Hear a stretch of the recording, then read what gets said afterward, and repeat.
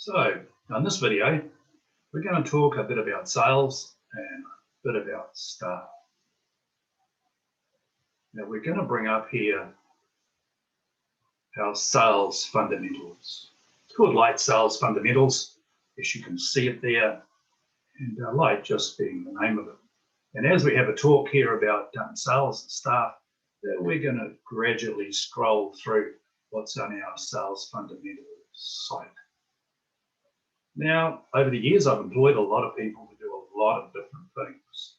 And fair to say, I've been pretty frustrated a lot of that time, not all of that time, but a lot of it. Employing people really is an art form, or it will become an art form. And the way I ended up looking at it was I was their employer and I'd set myself free. I was, in a sense, selling their time, hopefully for a profit. And I was freeing myself up to have some more time myself. And I think if you approach it from that perspective, it can be a lot more rewarding. So employing different people to do different types of jobs is always a strain. You're always going to find it reasonably hard because it's always going to be. You are the father confessor, you are the person to whom they're going to come when they've got a problem. And really, at the end of the day, you can become more parent than employer.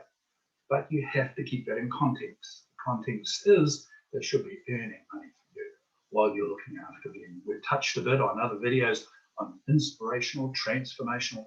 If you can get them to want to become you, and you're there already, you'll find it a lot easier to manage them. And the reason why you probably have so many problems managing the staff is that you just don't have a plan. You don't have somewhere to go when things go wrong. You're left really sitting there wondering, why on earth is this a problem for me? I'm looking after them. Shouldn't they be looking after me? So here, as I said before, we've got Lite Sales Fundamentals. You'll be able to see this as we scroll through it. We've got an agenda. This really tends to put a plan in place where we're going to go and what we're going to discuss. We've got things like sales myths. This is all for your sales staff. After that, we've got identifying the sales arena. What area are we talking about selling in? What is the ground on which we're selling? Is it a consultancy sale? Is it territory management?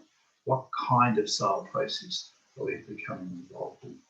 Identifying the sales arena really is telling ourselves in what area again are we going to be selling and how are we going to go about doing that. The critical importance of achieving congruence, well, that's really the philosophical, the psychology of sales.